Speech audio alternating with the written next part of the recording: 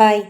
തെറ്റായി വ്യാഖ്യാനിക്കപ്പെട്ട ഒട്ടേറെ സംഭവങ്ങളും ഒട്ടേറെ വാക്കുകളും നമ്മുടെ പഠന രീതികളിൽ കടന്നു വരാറുണ്ട്. അതിലൊന്നാണ് ബ്രഹ്മചര്യം.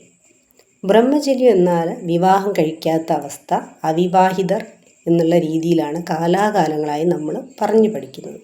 കുട്ടികളെ പഠിപ്പിക്കുന്നതും അതേ രീതിയിൽ തന്നെയാണ്. എന്നാൽ എവിടെയും ബ്രഹ്മചര്യത്തിന് വിവാഹം കഴിക്കാത്ത ആളെന്നൊരർത്ഥം വ്യാഖ്യാനിച്ച് കാണുന്നില്ല. യോഗാശാസ്ത്രത്തിൽ ബ്രഹ്മചര്യത്തിന് ബ്രഹ്മത്തെ പ്രാപിക്കാനുള്ള ചര്യ എന്നാണ് അർത്ഥം പറഞ്ഞു വച്ചിരിക്കുന്നത്.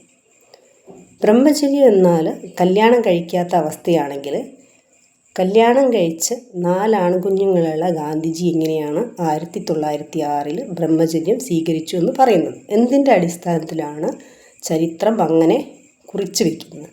അപ്പോൾ നമ്മളാരും വിമർശനാത്മകമായി പഠിക്കുന്നില്ല, ചോദ്യങ്ങൾ ചോദിച്ച് പഠിക്കുന്നില്ല, ചിന്തിക്കുന്നില്ല, പറഞ്ഞത് അതേപടി പകർത്തി പഠിച്ചു പോരുന്നു എന്നത് മാത്രമാണ് ഇതുകൊണ്ട് നമ്മൾ മനസ്സിലാക്കുന്നത്. ഇതുപോലെ ഈ അർത്ഥത്തിൽ ഒട്ടേറെ സിനിമകളും ബ്രഹ്മചര്യം എന്ന പേരിലൊക്കെ ഇറങ്ങുന്നുണ്ട്. അപ്പോൾ ഇത് തെറ്റായ ഒരു രീതിയാണ്, തെറ്റായ ഒരു വ്യാഖ്യാനമാണ്.